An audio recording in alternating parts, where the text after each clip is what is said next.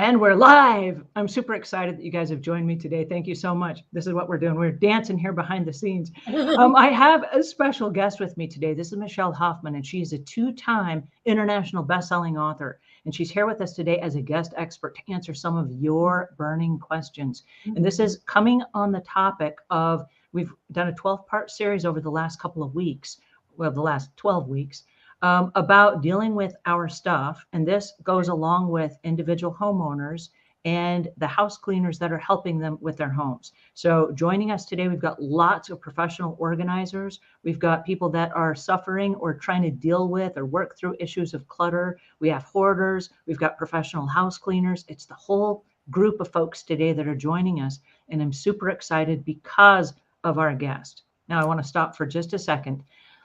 And I want to say that this is a really sensitive subject. Okay. So I want to give us a quick disclaimer at the top that I myself am a professional house cleaner of 32 years. I am not a licensed therapist, and this does not replace any medical therapy or anything else that you're getting from your medical providers. Okay. So this is just us having a conversation and us trying to find some solutions that we can use today. I know I love solutions. So I'm super excited that you guys have joined me, and I'm going to turn it now over to Michelle, have her give us a quick introduction. And then we've got lots of questions that are already coming in. So we want to spend our time together with you today to talk about our relationship with ourselves, with our stuff, and how that affects our relationships with other people. So please help me welcome Michelle Hoffmann. Hello. Thank you so much for having me. I'm so honored to be here. I see we've got people from Pinehurst, North Carolina, from Louisiana. And I also see that there are people here who are in the sandwich generation, because you're dealing with relationships, not only within yourself, within your home, within your family, within your community, within your professional life, but also that you're in that sandwich generation. So you're dealing with parent-child relationships where you're the parent, parent-child relationships where you're the child. I'm Michelle Hoffmann. I am your relationship coach. I teach the art of relationshiping, and I helped you find the right relationships to bring into your life. So that's a little bit about me, and I can't wait to see how we can help increase the life and love and value of the relationships that you have in your life. One of the things that, thank you so much for joining us. My heart is full that you've joined us today. One of the things that I can't get over is the situation of people who innocently enough stumbled on a bunch of stuff that came from either they inherited it from a parent who's passed on, or maybe it's a child that has moved away from home that they haven't really let go of yet. And they don't want to get rid of any of this stuff, because in doing so, it's a conversation that they have to have with themselves. And in doing so, it means, I don't know, they've got to deal with some difficult stuff. That difficult stuff, not just the physical stuff, it's causing them to trip up in other areas of their lives. And so they're not letting friends and family come over to the house, for example, because they're embarrassed because of all the extra stuff and the extra, what I'm just going to call innocent clutter. Okay. Mm-hmm. So I want to start about and talk about the relationships themselves, because the relationships are all like domino effects. And when you have one and it gets out of whack, it kind of like tilts and then it starts knocking other stuff over. So can you share with us a little bit about that? Because I know from your personal experience, you went through a loss, and yet you raised children, you were productive at work, and you did a whole bunch of stuff that is demanded of a lot of other people, but they do not know what to do. Well, there's no guide for this. You're totally right. And it's very hard to find the right guide for all of those types of scenarios that you've just presented. And now there's you who's helping people understand what is our relationship with both physical things and connections that we have in our lives, and also the relationship that we have with ourselves. So what do we do with it? They say how we do one thing is how we do everything. And it's actually harder to live than it is to say that. because if you are very successful professionally, you think, I've got this. And then you've identified with a successful professional, and you may be doing a really amazing job at work. The role and identity that you take at work is very different than that which you have in your personal life. At work, there's a clear beginning, middle, and end to your day, to projects. There's an overseer of some sort, whether it's a manager or even a client, so top down or bottom up, that's going to be ensuring that your work is meeting expectations. Otherwise, they're going to be supporting you, and or we're not going to make the numbers. So it's so much easier actually to be professional at work. And I wouldn't say it's easy. It's a lot of effort. But people who are successful professionally, that doesn't necessarily mean they're going to be successful personally. And I'll give you one of the things that we saw, I'm sorry, I cut you off. No, go ahead. One of the things that we saw during the pandemic was people that were really successful at work, and they had a title, and this is who I am at work. When they were issued the stay home mandates, they went home and they started looking around saying, wait a second, now how do I identify? Because I identified as wearing the suit every day and driving the nice car and impressing the people and, bossing people around and, being the super duper person that I was at work. And now at my own home, my family doesn't really appreciate me for who I am.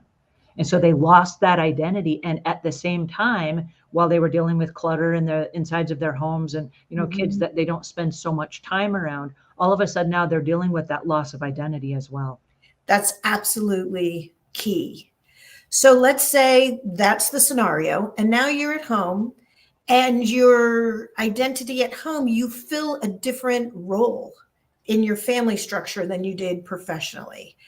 And we are neurobiologically designed to connect with others and to reach out and make those connections. But the role that we fill in our personal lives is there's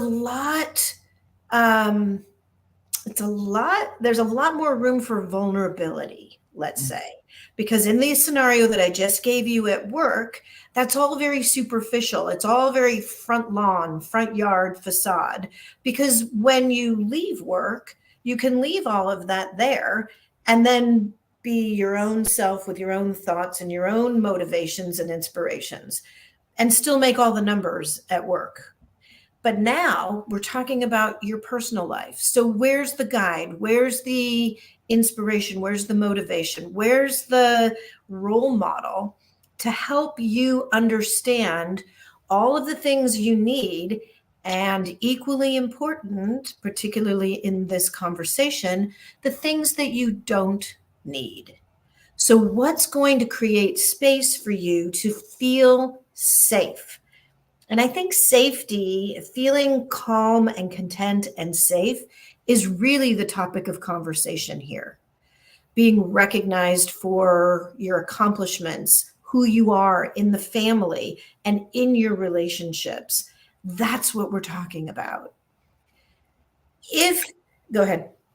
So my question then is, let's suppose that we are in an environment that is full of anxiety and stress, either self-created or it's created from outside elements, like a relative has passed away and we inherited all their stuff, or we've lost our identity because of work and here we are at home now and we don't feel safe. It's a mixture of anxiety and stress and literally just feeling frozen and not being able to cope. How do we learn to even recognize that in our situation? You actually asked about 4 different questions. I'm going to see if I can pull them out. Yeah, one at a time, please. So the first one is, and we can talk about attachment styles. And I will give you like the really high level understanding of this incredible theory of attachment styles. But essentially, if we're born into this world, we take in information through our senses, we understand the world around us based on our 5 senses, bringing in information through our, visually, through sound, through touch, through smell, through taste. And we take all of that data in. And this started as soon as you started. So when you were born, wow, there's this huge transition in life. And now you need to learn how to stay alive at a time when you're vulnerable and you can't take care of yourself as a newborn. But you're born into a family or a community or a situation where there will be people who will care for the 7 primary things you need taken care of when you first come into this world. So here you are, you're a newborn, let's say, and all of these things still apply to you today. You take information in through your senses, you take that data, you compare it to things that have happened to you in the past. You use those experiences to decide what you would like the outcome to be or what your emotion is. For example, if you are taking information in through touch and you go, ooh, that's hot, your emotion is going to be, ouch, that hurt. And the next time you get near the hot stove, you're not going to touch it based on the experience that you had before so that you achieve the outcome you want. So that's how we take in information and we learn from that.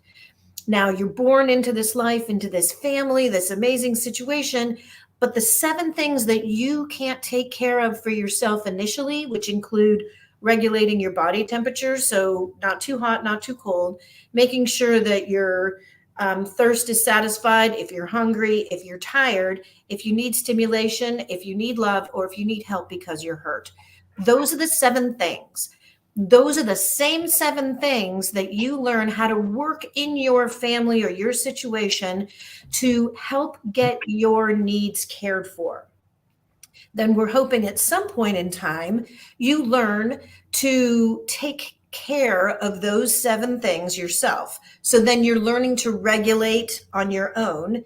And with that, you then build self-trust and self-confidence that you can handle things that come your way because you know that you can return yourself to that homeostasis, that contentedness, that safe place, that happiness, whatever you want to call it, where those 7 things are taken care of so that you are open and able to take in information from the world around you and create the life that you would like for yourself. So as we grow, that gets a little bit tricky because there are so many dynamic interactions and emotions that come in with that. And while you're young, we learn attachment styles. Attachment styles, again, very simply, someone with a secure attachment style has an understanding and can give and take and is okay with somebody leaving, somebody coming in. They understand object permanence, and it's a pretty balanced scenario. There's no right or wrong in any of these. It's how we learn to cope to get our needs met. An anxious attachment style will be someone, and you will identify these people because they will make an effort to make sure that they are enough to gain that help, support, and relationship that they desire. But it also can go a little bit to the point of, am I not enough for you? That creates an anxious situation because they will continue to say the right things and do the right things and anticipate what you might be thinking to ensure that the relationship stays stable and secure, and they will reach out to do whatever is necessary, go above and beyond. These are givers. These are people who give too much. And the quick way to describe an anxious attachment is someone who feels anxiety and feels like they are not enough, or they're being told they are not enough in a relationship. Somebody who is an avoidant attacher, they are somebody who maybe when they were little, they had a perception that their grown-ups, their caretakers left, and they didn't know if they were coming back or not. So at that point, they protected themselves so that they could not be vulnerable. As we grow, an avoidant attacher will be somebody who is charismatic, attractive, sparkly object, interesting. And even in the best of relationships, like it'll be amazing, they will be very uncertain that they can feel vulnerable in the emotional connection in the relationship, and they will break off even the best relationship so that they're protecting themselves. An anxious and an avoider are a perfect match for fireworks, like that movie moment affection. And what will ultimately happen is the fireworks will fizzle because the anxious attacher will say, "Am I not enough?" And the avoidant will say, "You are not enough." And so it's a self-fulfilling prophecy. The same thing is going to hold true, that security of or what's vulnerable with us, with the things that we have in our lives. What does this represent is what's so important. And identifying the things we own, what kind of hold do they have on us?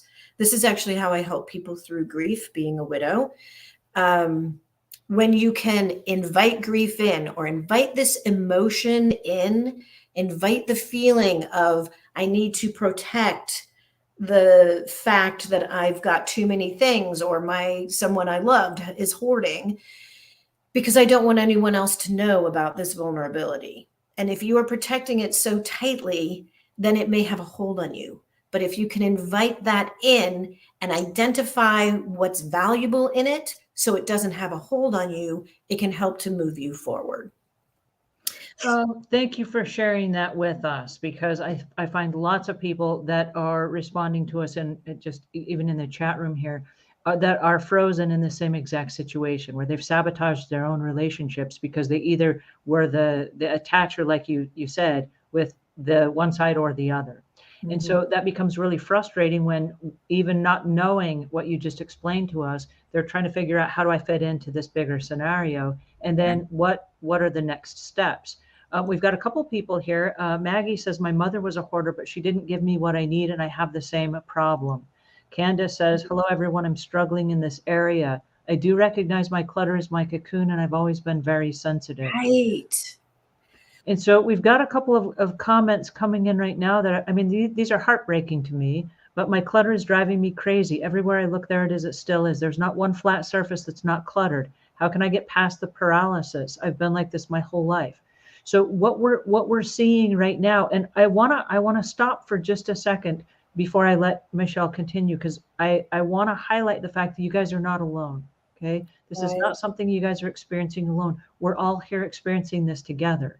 And so one of the reasons we're having this conversation today, and now that we know a little bit more about those relationships, I want to encourage us to be willing. Okay, this is the homework assignment for this week. I want us to be willing to take an honest look at ourselves and say, which side of that attachment am I? And am I okay admitting it? Because we can't work through it if we can't admit it. And if we can admit it and we are aware, then we have choices. Right. Right? So true. And you are not as alone as you think you are. The other thing to that point is understanding that vulnerability, if you share your vulnerability in the right place, in the right way, it will actually become a strength. But it is so counterintuitive to think that vulnerability could be a strength. And in the questions from the wonderful, caring people who you had just brought up, these questions are just that. I care about the relationship I have with my mother. I've so much so that the apple doesn't fall far from the tree. Where else would you have had a role model to learn anything else? So really, it's a matter of taking a moment and taking a breath and understanding what is out of your control. Within that, what is in your control, and then what is the first next best step to take? And if you want to, do create tiny habits, a tiny step. If maybe I can only clean one tiny corner of the desk so that I can see one clean area, even if it's putting everything else into another area, then it's that one bit of inspiration that may help you get to step 2. I'll never ask anyone for a 180-degree turnaround. It's just going just outside your comfort zone and realizing that you are safe. And I This- love that. And I want to highlight one thing that Michelle just said, and I hope you guys picked up on it because it was absolute gold. This is a gold nugget. If you don't have any pen and paper, grab one, write this down. She said, make one tiny step. And she mentioned it in terms of clutter.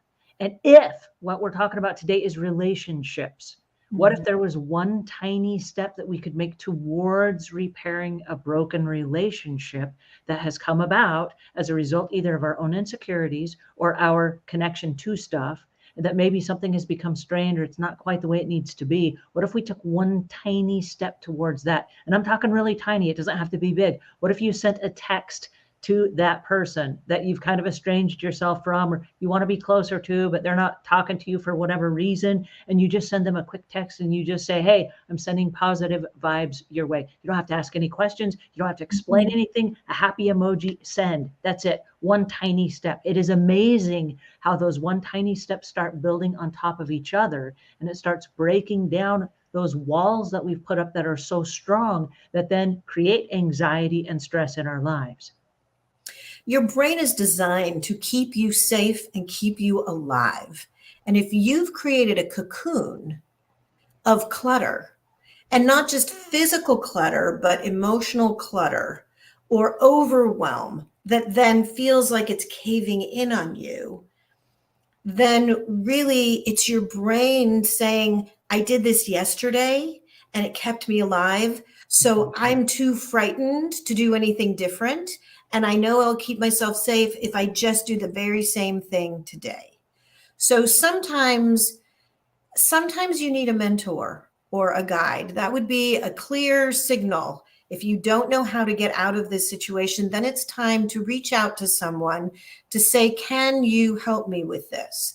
And when you find someone who you feel safe with, who can actually help you through to become the person you want to become, to create a clear, well-lit path, not only physically in your home down the hall and on the table, but also to step into the person you'd like to become, that shows a self-trust. It grows your self-confidence and self-worth and self-value in such a way that that invites the right people into your life naturally, because you're sending out the message that you value yourself.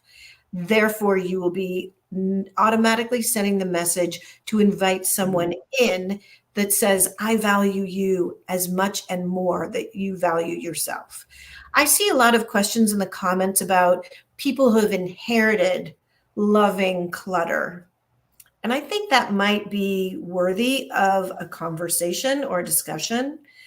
And you, Angela, you may have experience with this because the things we leave behind represent who we are and the impact we've made on the world, that legacy, right? And if Yes and no. Yes and no. I want to stop for just a second because it's easy to go, yes, everything that my mother left me was really important to her. And the actual reality is, no, it isn't. Your mother had a lot of stuff that was just utility stuff, like a hairdryer, or I don't know, maybe a pair of fingernail clippers, and you already have 5 pair, but you're saving mom's because they meant something to her. No, they didn't. She just used them while she was on earth. And so what we like to do is ask ourselves, what are we using right now that's just utility?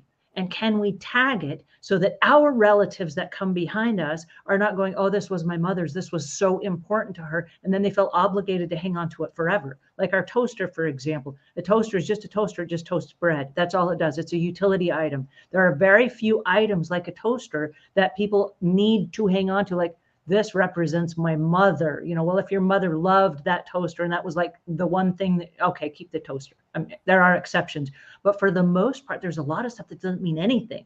There might be 1 or 2 really cherished, unique items that you go, wait a second, this I want to hang on to.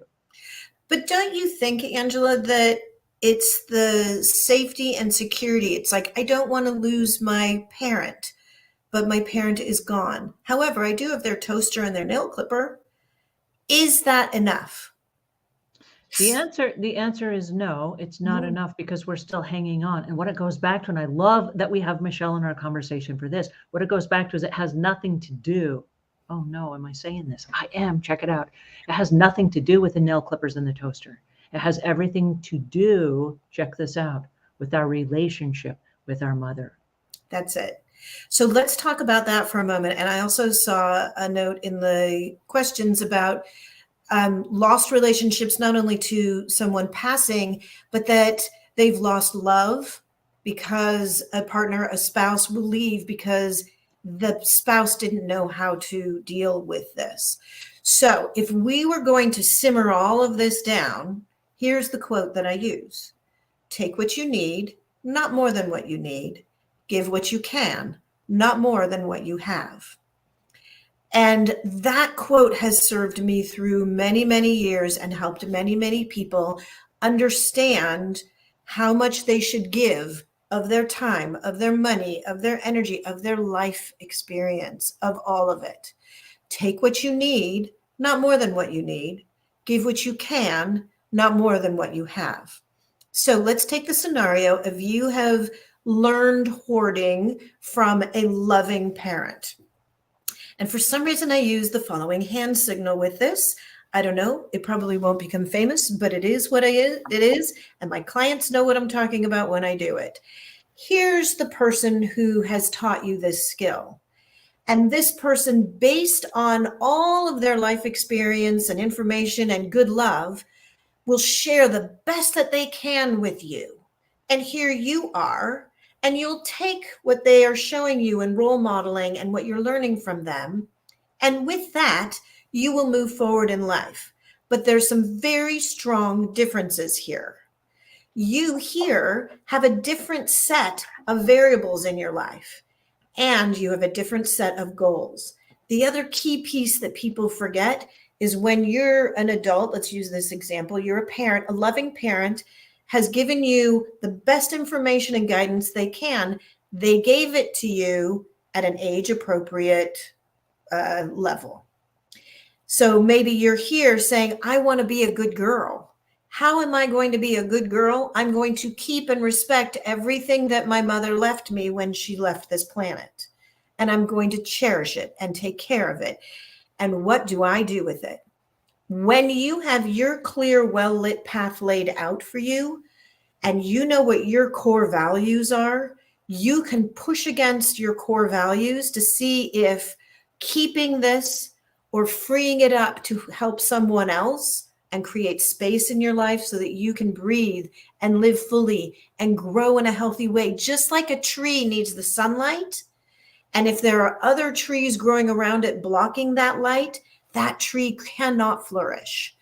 So how can we create enough space in your cocoon, in your life, to allow yourself to become who you want to be and live your one precious life fully without being cluttered by the life lessons, even loving ones, of those who came before us? And then also realize you are a role model for those who are coming after you, who you want the best for. So you're the role model for those who come after you, your children. But also creating space in a relationship, in a partnership this way. So what does this mean? If your spouse doesn't have room on the bed to be one with you, then there's no room for that person to come into your life and they feel like they have been pushed out. So again, the way that I help people through this is to invite this in. What did your mother represent to you as an example? And if your mother represented teamwork and responsibility, accountability, how about inspiration or being an athlete? Maybe your mother taught you to have an incredible work ethic and any of these values, a sense of humor, a sense of faith, any of these things. That's what you want to focus on. And if you have to go through your mother's things, and there may be layers, oh my gosh, there may be sedimentary rock layers of generations of stuff in your home. And to understand and respect those who came before us and how they used that to create who you are. Understand the qualities there, as opposed to the infamous now infamous toaster and nail clippers.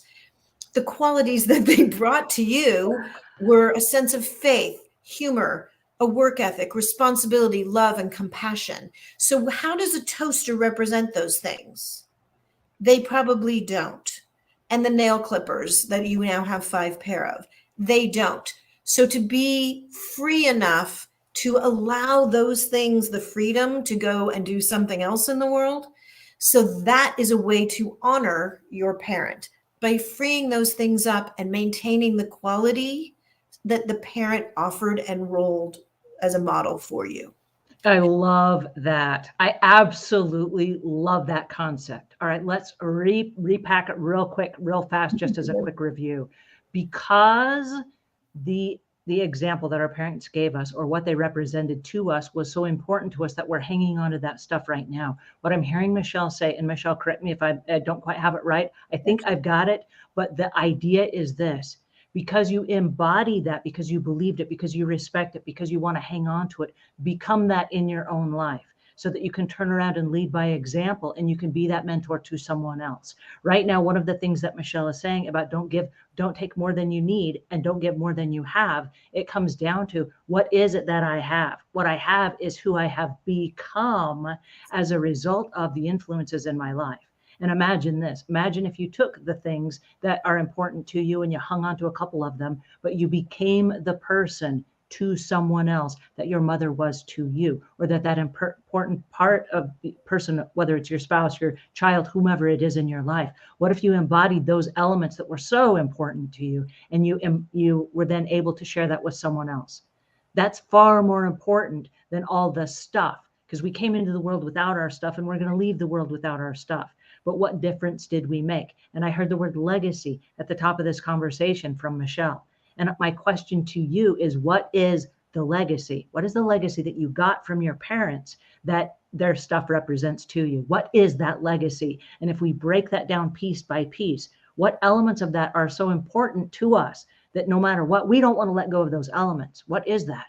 And can we reflect that in our own lives as we start to become more honest about who we are as people and be honest in our relationships to other people so we can invite them into our space, right?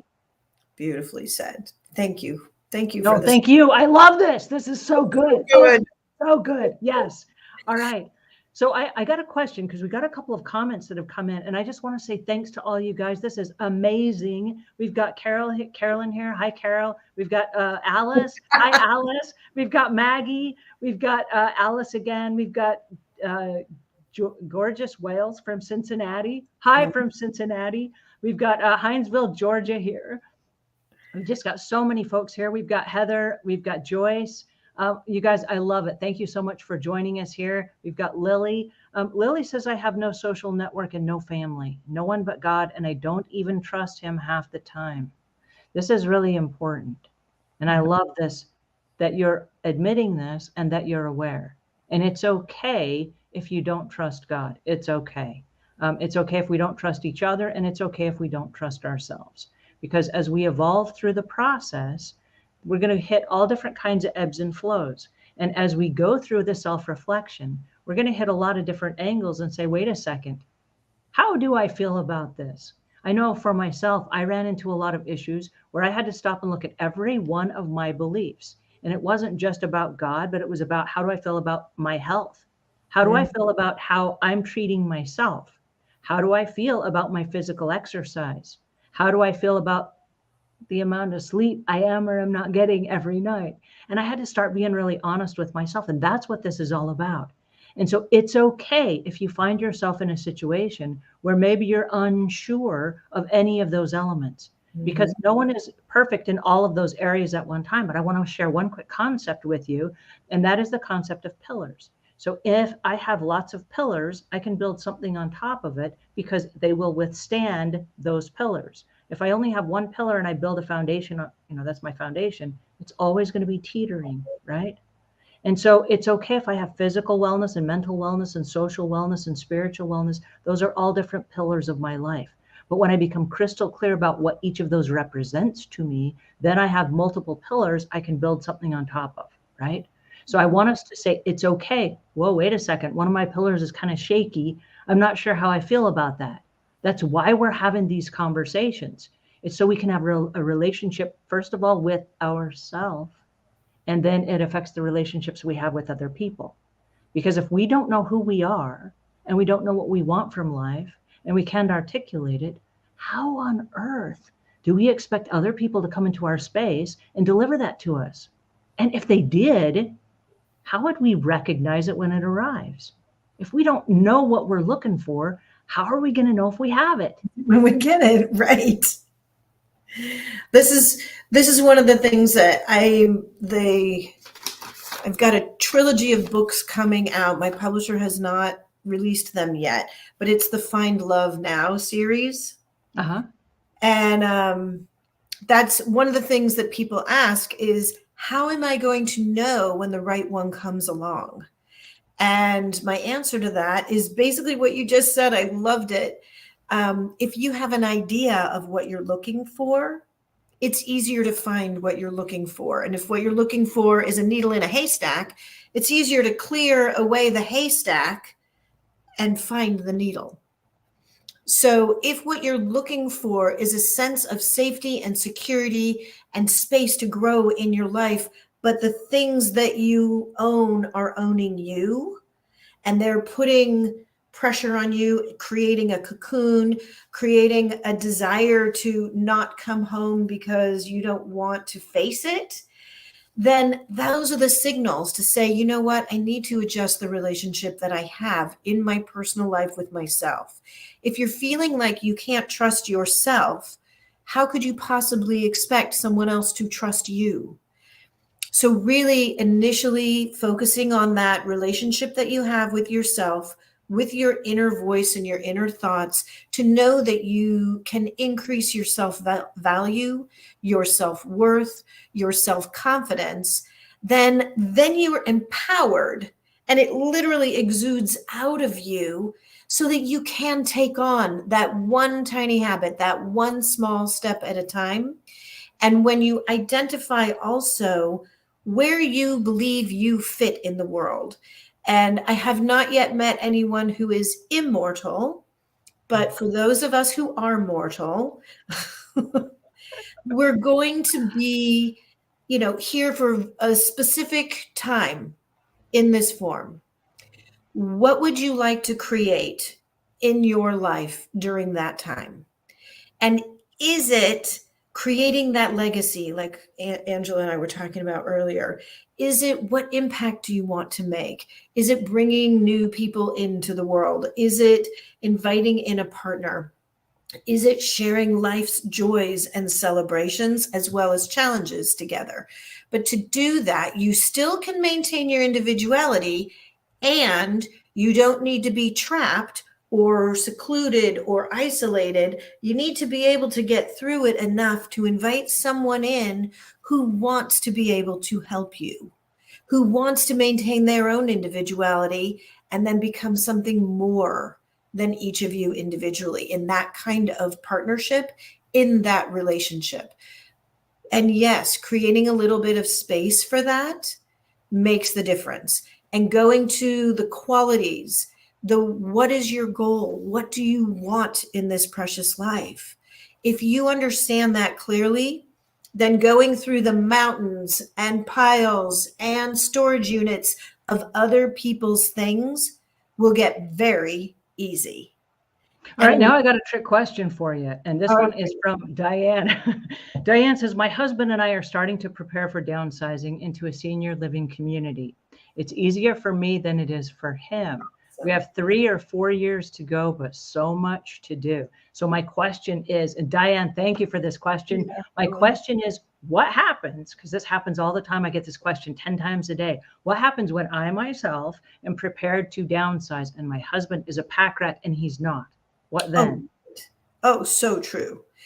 And it's just that. It's making sure that he feels safe. Don't give away anything you don't need to before you need to. More importantly, so don't talk about what needs to go, because that editing is hard. Rather, one of the things that I do is I share this tool.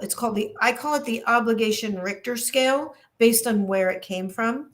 And it was, my late husband was very logic minded. And so I would say things, but he wouldn't pick up my nuance. And so I'd say, look, on a scale of 1 to 10, this is a level 5 priority. It's not that big of a deal. You can come or not. Either way is fine. If it were a priority 7, then I'd love for you to come, but it's not the end of the world. If it's a level 10, you need to show up. So rather than focusing on what your husband is going to have to let go of, let's focus on what is so valuable and so important to him that that's what should come with. So rather than talking about what needs to be, what he has to let go of, because that's a sense of insecurity and we want him to feel safe and secure, let's talk about what he prizes and values and prioritizes the most, so that when you are in your senior living home together, you feel at home and you feel like you've edited to the best of the juiciest, most beautiful moments that are up on the wall and the trinkets along the way, that those are the ones that you need. And the rest are photos in an album or just digital. You can have one digital frame with all of the other stuff. And those are valuable because it will trigger the memory of your adventures in life together in the home that you share together. Because sometimes moving to a senior center means you don't have those natural organic triggers that people will say, oh, I miss my spouse. They've passed. I can't leave the house. He's here. No, he's not there. I can say this as a widow. He's in your heart. What is there is the trigger reminder that, oh, this was the wall where we put the kids' ages as they grew. You know what? Take that piece of wood and put it in the senior center if that's so important to you. That's a level 10. Bring it or reproduce it somewhere. I love that concept, and I want to highlight this. I don't want you guys to let that slip by without you bookmarking this in your memory. Okay, this is super important. What I just heard Michelle say is revolutionary, and I want you guys to hang on to it. She said, don't focus on what you have to get rid of. Focus on what is a number 7, 8, 9, 10 for you to keep. And if you were to go through all of your stuff that way and not say, I've got to get rid of this and be sad about getting rid of it, what is a number 10 to me? What is it that I want to keep? Because even if it's something that sparks joy, I got a lot of crap that sparks joy, a lot in the house. And I look at it, I'm like, yes, that makes my heart sing. Am I ever going to use it again? No. But when I look at it, I dance with joy, right? It's not useful, but on a scale of 1 to 10, and if I were going to downsize and cut my space down into a tiny size, would I take it with me? The answer is no, I would not. But boy, do I love it, right? And so on a scale of 1 to 10, it might really only be a 3, but a super happy 3, And when you're really honest about how important is it to keep, there's a lot of stuff in our lives that's not even utility. It's not something that we're using. It's not something we'll probably ever use again. And one of the little self-design things we've been going through is, what am I giving myself permission to let go of? Because it's not a 7, 8, 9, or a 10. And here's the catch, or the glitch, if you will. It may have been a number 10 to you at one point in time. Okay. Like my sewing machines, that was a number 10 to me at one point in time. And then as I look at all my free time that I really don't have, but as I look at my free time, what am I doing? Am I sitting down at my sewing machine and sewing? I am not. I'm now writing books, and I'm spending my time doing things on the internet and on the computer now. I'm not sitting at the sewing machine. It was a 10 to me at one time, but it is not any longer. And so as we start to downsize and let go of things in our lives, instead of focusing on, I got to get rid of this, it's what is no longer an 8, 9, or a 10 to me. And then saying, wow, I loved that moment of my life, but that moment of my life is gone. Just like a child grows up and moves out of your life, you don't love them any less. It doesn't negate the time you spent together. It just means it served its purpose. You had that time together. It's moved on, and that's the natural ebb and flow of stuff, right? Me getting rid of a sewing machine is the natural ebb and flow. If I need something tailored, I'm most likely going to pay somebody to tailor it for me now. I'm not going to sit down at the sewing machine anymore. I've moved on from that moment of my life. And I love this concept. Rate it on a scale of 1 to 10. I love that, because even a spouse who's like, I don't want to get rid of anything, they can certainly go, well, it's a 7 or it's a 5 or it's a 3, or it's, they can kind of let go of it. And then once you've labeled everything, then, really we can only afford to bring the 9 10s. So it will help you clear the clutter. I would love to repeat what you were just talking about with some of the questions that have come up in the comments here, because the examples you were giving, just like, and everyone will remember this in some way or another, when you were a little kid, you had a favorite toy, a favorite show, a favorite something. And then one day you were trying to be a big kid and you outgrew it, but you really wanted to play with it a little longer. And now when you look at it, it's a raggy tag old thing. Or, so you had to outgrew it and didn't want to. You may have held on longer than you desired, but then you needed to let go to make room, because you don't need the trike, you need the bike, then you need the car, then you need, I don't know what's happening, the electric or whatever, the airplane. But growing is part of developmental changes and phases in life. We were just looking at pictures of this red leather chair that seemed like the greatest thing ever. And we just looked at pictures of it yesterday. It was ripped and torn and shredded. That's not how it is in our memory. Right. So if we actually got that red chair, we'd be like, oh God, yuck. This is not, in fact, the kids were saying that, they actually didn't like the red leather couch because it had bugs. So, that's not my grandparents' memory of it. It's not my memory of it, but we valued it so much that we were like, look at this great thing that's ripped and torn and filled with bugs. So, it took 3 generations for it to wear out its use, but there it is. So, and that's really an important concept that I want to highlight, because when we have stuff that we're storing in an attic, in a garage, in a storage unit, oftentimes it loses its meaning because it does get bugs, or it gets weather beaten, or spiders get in it, or it becomes dusty and full of cobwebs, and it never is again what it once originally was. Right. Maggie says, I was depressed over losing my daughter's handprint. Then I realized it didn't have any meaning to anyone but me. And that helped. It was a tough lesson. When you hoard, you can't find important stuff. And I love this concept. Thank you, Maggie, for sharing this with me, because we run into a situation oftentimes where we think something is so incredibly important when we discover we're the only person it means anything to. It's like my husband discovering that his mother had saved after 50 years his little dress that he was christened in. And then he's like, oh my goodness, my mother is saving it for me and I don't want it. And it only means something to 2 people in the whole world, me and her. And it doesn't mean anything to me. So now there's one person in the world it means something to. And lo and behold, she's been saving onto it for 50 years. He's like, I don't have the heart to tell her I don't want it. And I said, please tell her, because she's probably saving it for you. She's probably saving it for you. And she would probably love to downsize a little bit and get rid of some of that stuff. Please let her know you're not interested. To cherish it, to give it, if it's in pristine quality, it's give what you can, not more than what you have. Maybe someone can use that in a beautiful way. I saw in the notes, people are wondering, what do I do with my music collection? What do I do with my books? Those were really curated, very accurate, pristine, self-selected, lived over and over again experiences and stories and songs. And in reality, you can put all of it on your phone. And you can free up the paper and the plastic and allow it to go to someone who's using those things right now. I definitely did that one.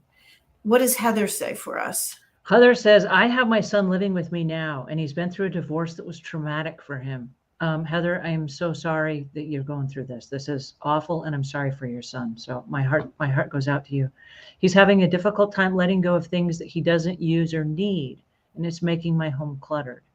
So this is 3rd generation. Like, this is coming from his marriage, him and his wife. And then that relationship didn't work out. And so now it's at her house. And so now she's bringing this through to her life. It's now affecting her life, and it's not her issue. Okay. And I love that Heather shared this with us. So thank you for sharing that with us. But what happens when you end up with stuff that's not even yours and you want to honor the person? I mean, Heather here is trying to honor her son and his feelings because this was traumatic for him. And yet it's affecting her life, right? So how do we work through that where we have, I mean, we got to have a conversation, right? And say, hey, wait a second, something is So happening here it here. is, and you'll start to see a pattern in the way that I help people through things. I'm so sorry that your son's relationship didn't work out the way that he had hoped and planned and dreamed that it would and should have worked. He is now grieving, and in many ways, so are you, because you want the best for your son. He's grieving the life and the relationship he thought he should have had. He's grieving the loss of the lifetime. Time is quite a thief in situations like this. The time that he invested in the relationship that he thought he should have had. So what he may be doing is holding on to what he can hold on to. When you're in an out of control situation, and this would be one of those situations because he's on the heels of heartbreak. And how does he move forward? To give him some control of something. When I'm coaching, I offer, would you like me to listen, guide, or help? So given very simple options, it shifts the where your brain is lit up from your amygdala, the caveman brain going, it's overwhelming. I don't know what to do. I'm shut down. My life didn't go the way I planned it to be. Now I'm in a developmental phase of life alone and lonely. Thank God he has you to rely on. Good job bringing him in to the loving arms that you have to share with him. But it's an out of control situation. To give him a choice to take a breath and just a simple choice. You don't have to make big choices on the stuff just yet. But what would he like for dinner? This or that? Or would he like to sit or stand or what? Just something to give him a moment of a breath to go, I would like to choose guide or help. When offered, can I listen? Would you like me to listen, guide, or help? That shifts where your brain is lit up to that caveman instinct, looking for danger only brain, to your prefrontal cortex. And this is where executive functioning and decision making happens. So first, allow him to feel safe and know that he's okay and he is enough and that he is going to be all right. Then it's a matter of creating a well-lit path for him. Who does he want to become? Does he want to, whenever he's ready to invite someone new into his life, what are the values that he holds on to, and what values would he like to invite into his life? And as these things start to get put in place, he will realize that all of the things that are now cluttering your life, including him, will then be released because they don't hold as much value anymore. In fact, he may want to let go of a whole bunch of it, just like he did with that whole relationship, so that he then is free to step forward without a whole bunch of baggage weighing him down, emotional and otherwise, so that he can become who he still has so much life to live to become. I love that. Oh, I love that. This is so good, you guys. Oh, this is great. And one of the things that I have noticed, and this is my personal observation being inside thousands of people's homes as a professional house cleaner over the last 30 years, this is one of the things that I've noticed. Most of the people who have clutter and hoarding tendencies, they are creative people. Okay. They collect a lot of stuff because they see utility in it. They say, oh, I could make something out of this and I'm going to do something fun with that. And they save and they are creators. Okay. They're also people pleasers and they want to help other people. And they would give you the shirt off their back. In fact, they got lots of shirts. Let me give you what I have. There's no shame in sharing what you have. And most people will give you everything they've got. Okay. So they're givers, they're people pleasers, they're creatives. I love this. Okay. And so what I just heard Michelle say was invite him to have the conversation, invite him in and create a safe space where you can have that conversation. And this is if you are a nurturer, to say, hey, it's okay if you're going through this right now. What can I do to help? And do you want me to listen, or do you want me to help? Or do you just want me to be, what were the three things you said? Listen, guide, or help. Listen, guide, or help. And if you don't know how to guide, if you don't have the guiding capabilities, that's where people like Michelle come in, where they can do a Zoom call with you or a conference call or something like that. With a couple of sessions, they could probably help you learn the guiding process on how to help somebody through their process, right? Whatever that process is. We have a slightly different question of the same kind. This one is not, I have someone in my family that suffered from the trauma, but this one is from Alice, who says, I've been what my mom called a pack rat. Then I raised two girl pack rats. My youngest daughter, Sarah, died February 1st of 2021. And Alice, I'm so sorry to hear about your daughter. That is just heartbreaking. And I'm sorry for you, and I'm praying for your comfort. She had piles and piles that she's living in it. And then she says, I'm broken and I'm frozen and mostly non-functional. And so I want to stop for just a second, and I want to honor this moment, because what we're experiencing from with Alice going through this was she inherited these behaviors from her mother. So she had these hoarding tendencies that she was given, kind of like, this is the world we live in. This is our normal way of living. So then when she turned around and she had kids of her own, she repeated what she knew. No shame there. You're not alone in doing that. That's very common in many families. And now to have the daughter who has passed on. So we're stuck with the stuff from the mother. We're stuck now with the stuff from the daughter. And I don't say stuck meaning it's a bad thing. I mean, now there's a lot of emotions that are tied up in that.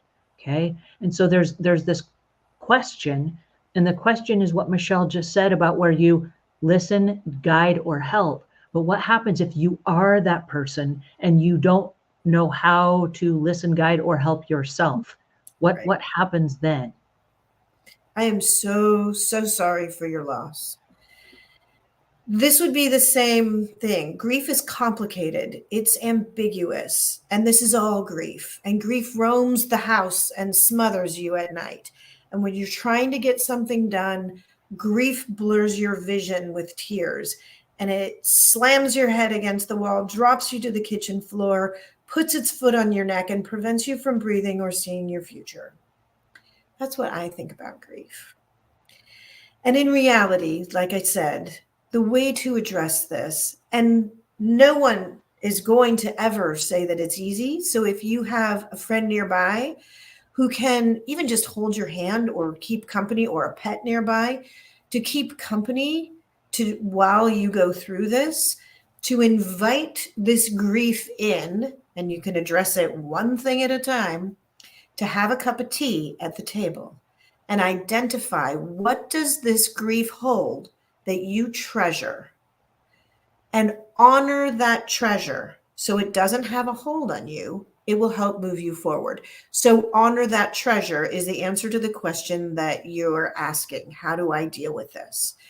It could be something extravagant, like raising money for the funds with a run every year to honor whatever the situation was. That's kind of a very big community deal. And it may not be your skill set. It may be something as simple as, I have things that my daughter has collected during her time here, and what she created and her legacy in life is, a million different lipstick cases, or, elephant forms, whatever it is. And if you can pull those things together, keep the treasure for yourself and put that in an auspicious place in your world, to be the trigger to remind you of your love and all that she brought into your life. Then how can you take what you need, not more than what you need, give what you can, not more than what you have, share so that someone else can benefit from what is cluttering your world? and to release that. I mean, people oftentimes, they just want to know that it went to a place where someone's going to value it as much as you do. And it's not always to that level, but they're going to value it in their way. Or you can have an organization come in and receive that so that they can then distribute it to where it will be best served. And I want to add one thing to what Michelle is saying in honoring the legacy that your daughter left behind. I want to say that there's a very close cousin to grief, and that's shame. And in the same sentence of us reading that the daughter was lost, there was also, I raised two pack rat daughters. Okay, that was in the very same sentence. And I want to stop for just a second and say, it's okay to let go of the shame of saying I raised two pack rat daughters. Okay, the daughter has a lot of stuff now. I understand that's a concern, but please don't confuse the shame of that along with raising two pack rat daughters. The pack rat daughters is an inheritance. You inherited that great hoarding tendency. I inherited one from my mother. Thank you very much, Mother. I know how that is to end up with a lot of stuff and appreciate the creative side where you see stuff and you find a utility in it and you want to hang on to stuff because you think one day you may use it, and all the things that come along with hoarding tendencies. But I want us to be very clear that the grief is not, this is not shame. Okay, I don't want you to think, oh no, something's bad or something's wrong, and let that be the reason that you're frozen. Okay, like Michelle said, it's so important to honor and invite in the grief and to really honor that. And what did your daughter mean to you? What was the legacy that she left behind? But please, let's create a little separation from that there was a pack rat issue. Okay, please don't think that that's your fault that you raised a pack rat daughter. Hoarding tendencies, you inherited God-given right to own stuff. You own it now. Down. But as you move forward, this is what we're doing. We're all having a conversation right now for these very reasons. There are a lot of people that are absolutely frozen. They're absolutely stuck because they're saying, I don't know what to do. And they don't want to have a conversation with other people because they're afraid, they're ashamed, they feel bad, they wish things were different. But the reality is this: when we start being honest with ourselves, and we say, I have hoarding tendencies, thank you, Mother, I got all this stuff. That gives us opportunity now to have choices.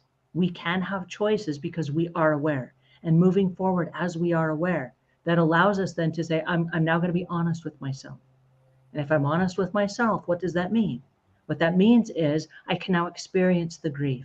I can now invite other people into my life who can have a conversation with me, whether it's a therapist, whether it's a coach, whether it's a mentor, whether it's a family member, that I can start unpacking some of these ideas, and I can start saying, how do I feel about those things? How does that pillar of my life actually support the rest of the foundation that we've built? And I'm inviting you, along with Michelle here, because she's just given us so many gold nuggets today. I want to invite you to really be aware that what we're experiencing here, it is grief. It's not shame. This is not shame. Okay, this is grief. And this carries a little bit different variety of sadness with it. And so it's okay to be sad. My heart breaks for you. I can't even imagine what you're going through. But I want you to know you're not alone. You're not alone in this, okay?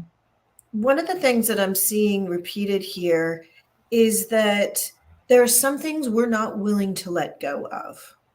And that is also fine. But again, if you're not willing to let go of this curated collection of music, this curated collection of books, this curated collection of what your daughter left behind, pick something, and it could be the collection of books, music, whatever it is, and then you can create shadow boxes, or just came up, or sanctuary of some sort for that. If you really honor your music collection, create a music room that is clear and inviting to come in, and make it, have the record player and the albums, and put the images on the wall so that it is honored. If the books are what you want to honor, create incredible shelving so that you are featuring this wonderful thing, and create space for it to be featured and highlighted.